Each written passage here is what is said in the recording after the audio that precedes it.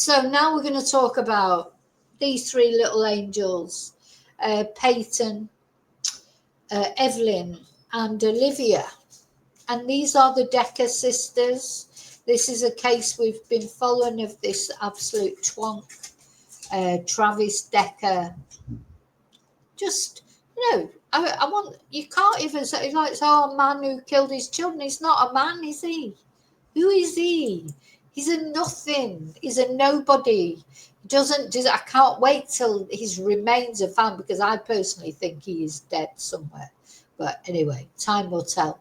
Just want him to be found, either taken for his justice in court, or just so that everybody knows that he's deceased. And we can just concentrate on these three girls. So this man killed his children, allegedly. And there was what we're going to look at is a memorial service that was held for these girls. And the thing that is incredible about this is the mother, Whitney. She did talk at the memorial. I don't know where she found her strength from. I really don't. She's lost these three girls. She was trying to fight the custody, because he was entitled to, I think it was a 4-hour weekend custody thing. When he didn't return the girls after the 4 hours, that's when Whitney knew something was wrong. But Whitney had been trying to stop him having custody, because Whitney knew about his mental health issues. She'd been to the this is Whitney. She'd been to the police, she'd been to the courts, she tried to stop him having any sort of rights to these children, and she failed. So I blame the courts for this as well.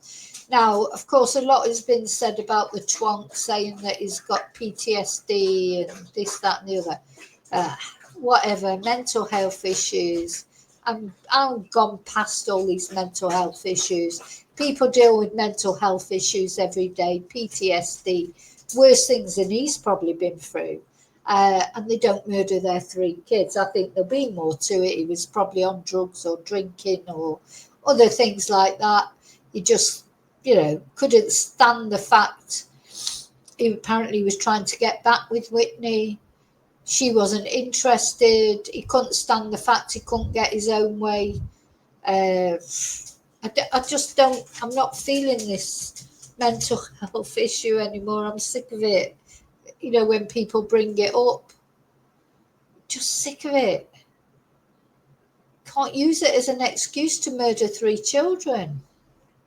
So I hope personally that he is deceased, because if he's ends up getting caught, okay, he'll face justice, but he'll probably, use the PTSD card or whatever, and what sentence will he get? So maybe it's better that he is deceased. So we're going to have a little look. Well, what we're going to look at is particularly when Whitney speaks at the memorial service. We're going to look at a few bits, not the whole memorial service because it's quite long, so we won't look at the whole thing, but we'll look at bits of it. But first of all, I just want to show you this article. This is the lawyer for Whitney, and she believes that he's probably deceased. So the lawyer for the mother of 3 girls who police allege were killed by their dad thinks he died by self-deletion.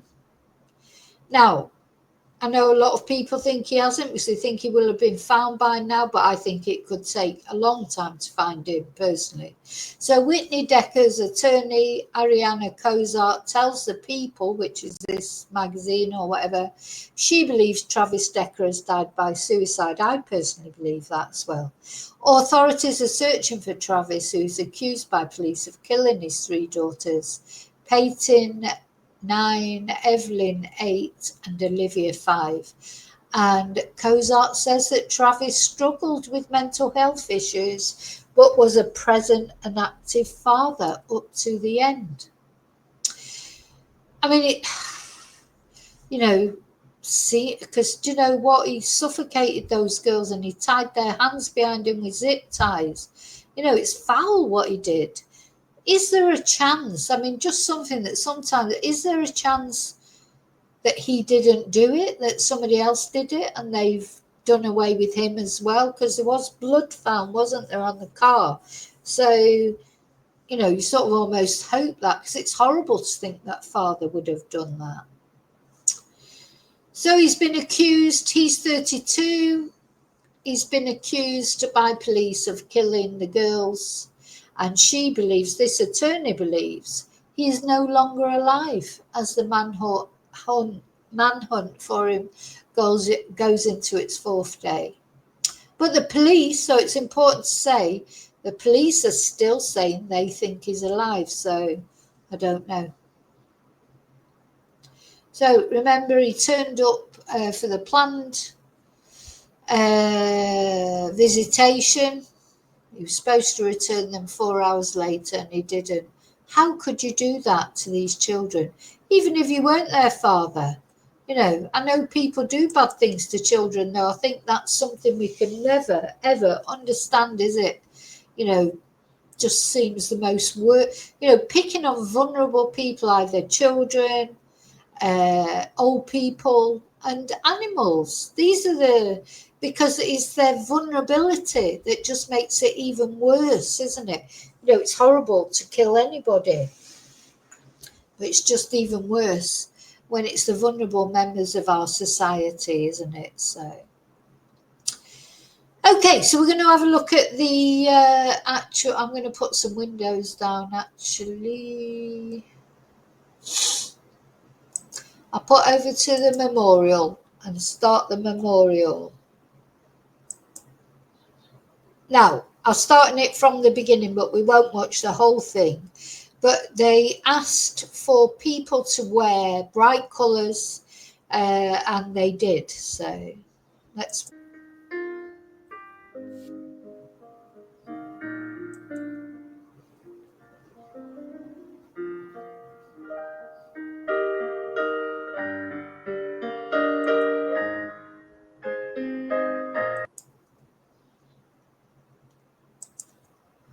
Now I am turning the music down because YouTube doesn't like it when you play music. They can get sort of funny about it. I don't want them cutting it off or anything. So you can see there's quite a lot of people there, and they're all wearing the bright colours that they were asked to wear.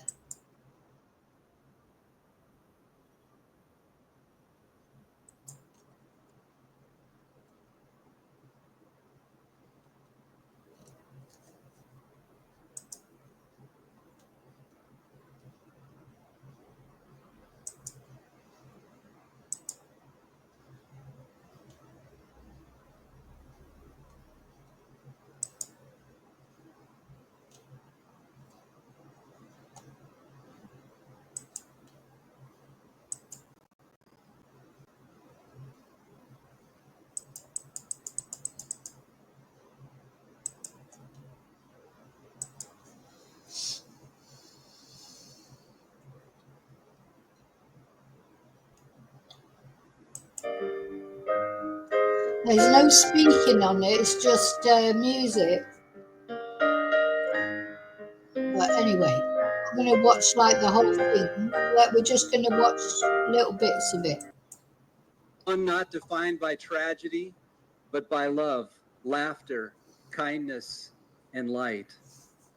I had the privilege of sitting in the living room with Whitney and her family last week, and I told them I would only stay for 90 minutes. And after nearly 3 hours of hearing the family tell stories of the girls, I wiped the tears from my eyes, and I left that meeting with a deep love and respect for this family and an inspiring admiration of Paityn. Do you know, it's funny because I'm looking at him with his pink tie on. How weird that just before I started this live, I suddenly decided this pink spray, hairspray that I've had probably about 5 years in my bathroom cupboard. I just suddenly got it out and sprayed my hair. I think I was directed to do that by someone from above. I don't know. Strange. Evie and Olivia, I wish you could have been there with me, but I hope what happened in my heart that day will happen in your hearts tonight. As we journey through the story of Paityn, Evan, and Olivia, we will cry together, laugh together, and likely take inventory of our own lives. Listen closely to their stories, as each of the girls are unique and each has something to say to us. And finally, we are also here tonight to bear witness to something just as powerful as their light, your response. This community, all of you, have been a beacon in the darkest night. Through your acts of generosity and your prayers, your presence, and your love, our first responders, search and rescue, and tireless efforts of law enforcement, you have reminded us all, even in the shadow of something unthinkable, that the light still shines. I believe in a tragic time like this, that theology should take a back seat so that we can simply weep with those who weep. I know in a crowd this size, there are many different beliefs represented here, and we respect that. And at the same time, if you are comfortable, I would invite you to join me in a simple prayer. God, I pray that you would speak to our hearts through the lives of Paityn, Evelyn, and Olivia. May you use the light of their lives to help us see more clearly as we find ourselves tonight in the shadow of sorrow.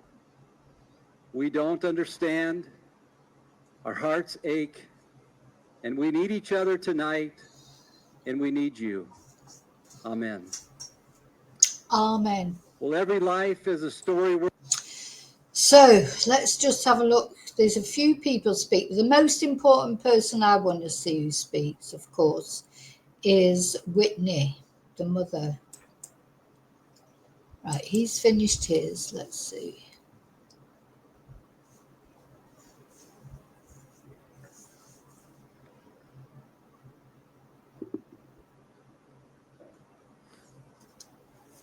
Try to get my papers not blow away. Good evening, everyone. My name is Tyler Charlo, and for the past 2 years, I've had the absolute privilege of knowing Paityn, Evelyn, and Olivia. First as the site coordinator for the YMCA's after-school program, and later as a substitute teacher for each of their classrooms at Lincoln Elementary. Oh. I cared for them, spent time with them, laughed with them, learned from them, and watched them grow into the kind, joyful, and spirited young girls we're here to honor today. Many of you know me, and for those of you who don't, all you need to know is that these 3 girls made a lasting impact on my life, just as they did on so many of yours. I stand here today not as a speaker, but simply someone who loved them, someone who was lucky to share in their world, even for a short time. Each of them brought something special into the lives they touched. They were sisters, teammates, and best friends. They lifted each other up, made each other laugh, and filled their world with love. Tonight, my role is to speak about Paityn and the way she made life brighter for everyone around her. And while we carry the love for all 3 girls in our hearts, I want to take some time to share the memories and moments that made Paityn so wonderfully unforgettable. There are some people who step into your life and without even trying, change it forever. They don't do it through big, grand gestures or loud statements, but simply by being themselves. Now, I'm going to fast forward, no offense to him. If you want to watch the whole memorial, of course, it's on the internet, but it's just time constraints. Unfortunately, I haven't got time. I want to get really to the mother. That's the most important. Because the whole point of what I want to say is that I don't understand, the strength that this mother's got. It's amazing what strength you can get, what thing is, when bad things happen in your life, any of our lives, is how you do. You have to move on. We've seen that when we've had Rebecca Ramsey on, about talking about her son Dylan who died.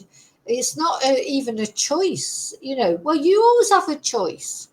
You can decide you're not going to get up in the morning. You're going to go off and, I don't know, even do something to yourself. These are choices that you can make.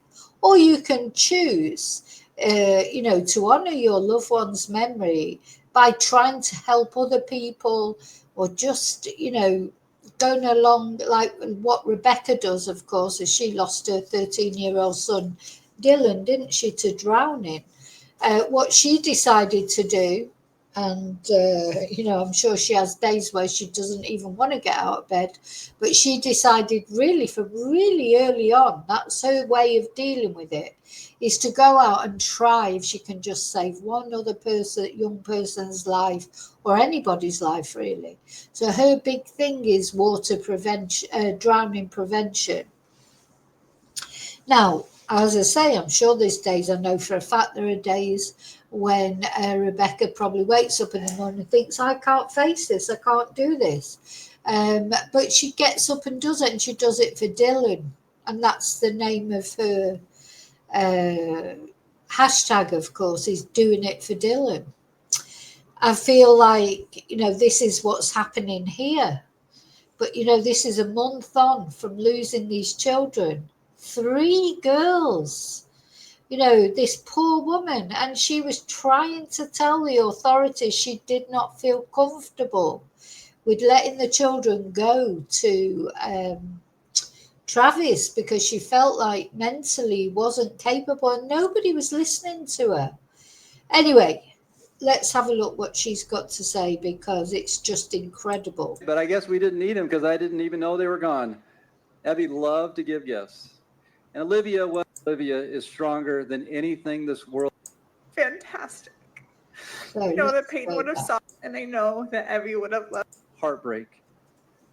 And so Whitney will come and share now. Not because it is so easy, Whitney's coming out, the mother. I don't know how she did. And Olivia is stronger than anything this good world for her. could ever Does take it away for from her her. daughters. Would you greet Whitney?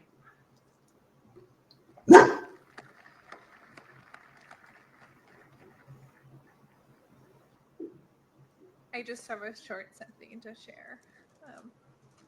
Good evening, and thank you all for being here. I really appreciate it. You all look beautiful, and I know that Evie would have loved to ooh and ah over all of your outfits. She would have been amazed by all the color out there. I just thought you guys look fantastic. You know that Paityn would have sought each and every one of you out to try to find something to give you a compliment for. She did that for everyone, whether it was in the grocery store or at school or with me, always telling me, oh, you look so beautiful, Mom. I love your earrings, or whatever it was that she could find. I wanted to share a means of connection the girls and I had that I think allowed them to have such warm and open hearts to the community around them. After my divorce, there were a lot of feelings flowing through my house. As you could imagine, me going through a divorce with 3 small, tiny women. Some of the feelings were easier to talk about than others. Through the girls' time with Children's Home Society and some incredible therapists, we discovered the 3 feelings. At night, during their bedtime routine, I would ask them what 3 feelings they felt during that day. No feeling too big or too small, and what was going on when they felt those feelings. For Paityn, she always had more than 3, consistently eager to tell me about every minute of her day. She was always interrupting her sisters to make sure I knew every single one. For Ev, we would talk about her feelings one-on-one, right at bedtime, because she wasn't always ready to share them with her sisters. And for Olivia, we were still working on how to describe all of her feelings, but beyond a shadow of a doubt, one was always happy. Even when I tried to avoid telling my feelings, which is so easy to do as an adult, I feel like, the girls, one of them would always say, wait, Mom, you didn't tell me what yours were, and make sure that I too would tell them what my 3 feelings were. I'm so thankful for the time that I had with the girls.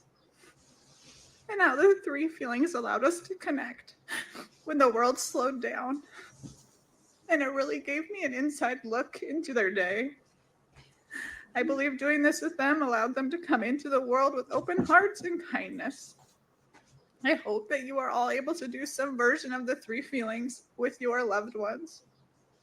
Thank you, everyone, for being here tonight and the outpouring of love that you have shown me and my family over the past few weeks. I truly hope that the legacy of the girls' lives lives in everyone's heart forever. They were incredible.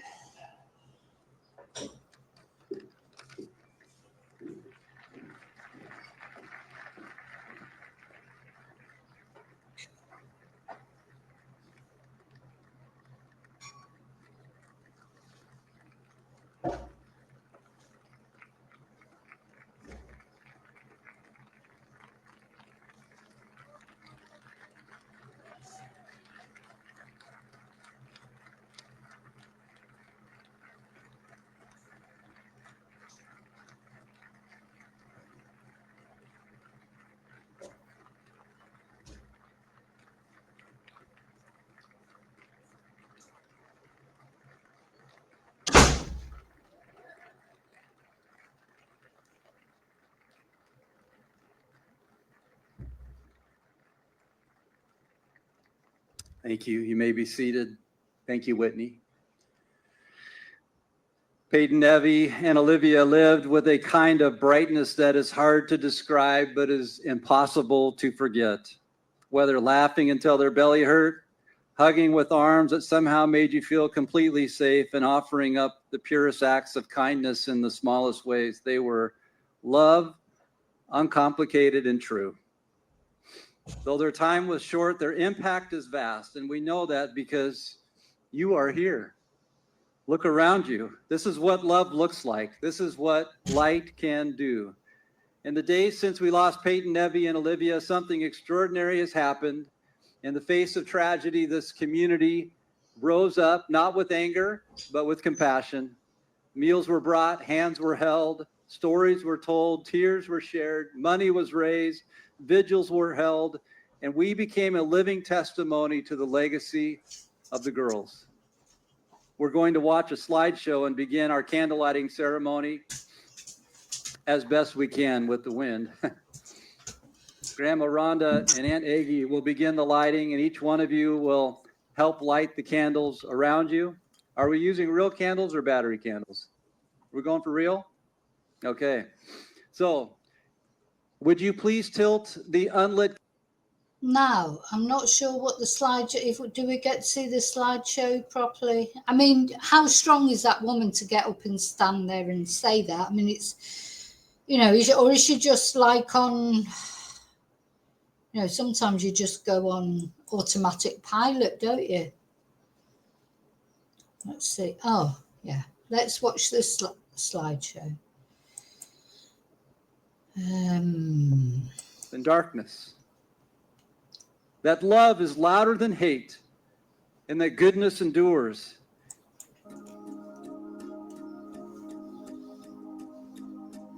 There I was again tonight, forcing laughter fade. Turn the music down because I just don't know how YouTube will react to that. Just the important thing is obviously to see all the slideshow. I mean, you just can't believe it. 3 little girls gone. You know? And this... anyway.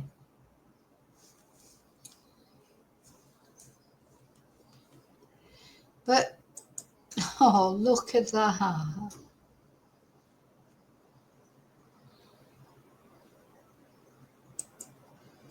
Oh. Thing is, when I know it is a shocking crime, David, I agree, how you cannot even get it into your head how someone could do this, least of all the father. But, you know, this is fathers and mothers, you know, do kill their children.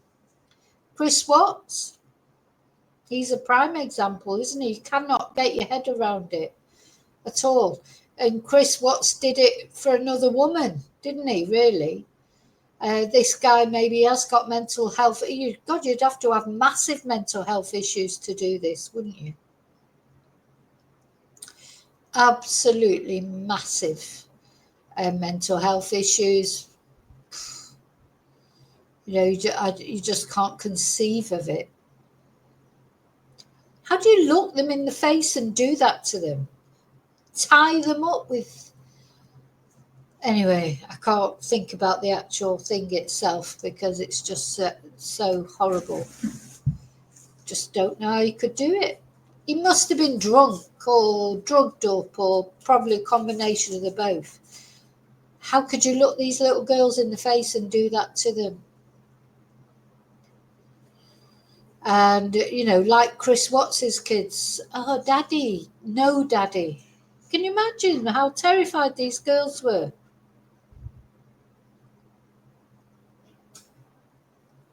Their own father.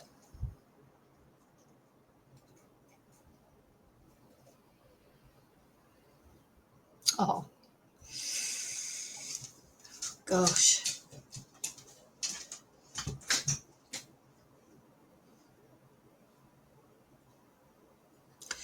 Because you know what? It's a horrible world out there in lots of ways, isn't it? There's always people you've got to be careful of. Well, these people moving around while the slideshow's going on, how disrespectful are they?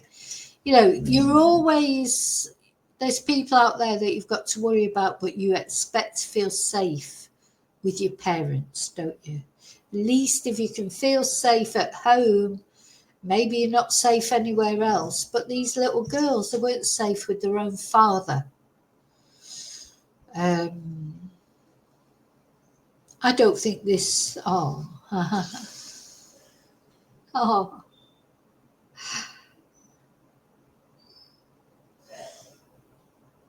I mean, they look so happy, bless them. You don't expect danger to be in the form of your own father or mother, do you? There is danger everywhere. There is danger everywhere, but you don't expect it to be someone that you care about. These are the people that are supposed to protect you.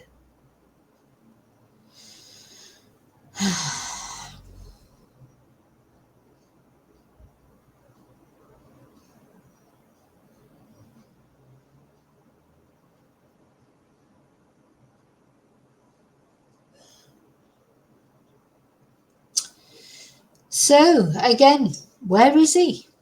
Where is Travis Decker? Is he alive or is he deceased? I think he's deceased. I sort of hope he is, really. Sit down, twat. Sorry. Oh, people are so disrespectful. They can't just sit down while the slideshow's happening. Now, it's interesting that they have put pictures up here of these girls with their dad. I don't know if I would have done that, but, he was their dad after all, I suppose.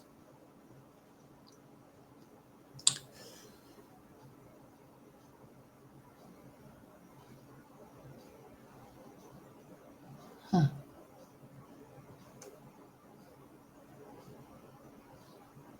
Oh, look at that. Sit down, you twat. Sorry, it's just making me angry that. If these people that are there can't sit down while the actual slideshow's on for like 5 minutes, for fuck's sake. Disrespectful twats.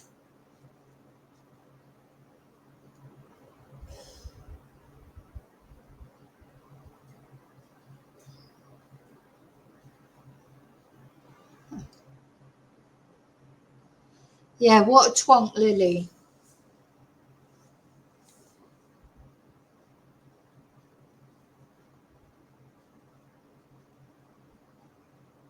It makes you wonder, is he, if he is alive, he could have gone to this, couldn't he? He could be lurking.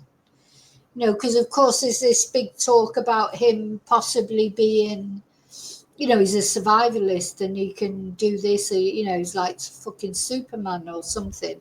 I don't know if he's that good, really, to be honest. But it's quite scary to think that it could be there lurking around, couldn't he?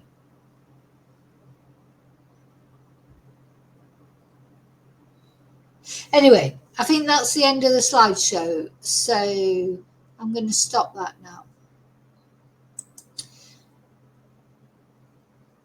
Very emotional. I think Whitney did so well. She was so brave. And as for those people who stood up while the slideshow was happening, you know, you should be ashamed of yourself. Okay. So, you know, let's see. When is he going to turn up, this guy? Is he going to turn up, or is he deceased? You know, it's been quite a long time already. Strange that he's not been found. That's what makes a lot of people think that it might still be alive, because he's moving. But of course, you know, we saw that terrain. He could be anywhere. So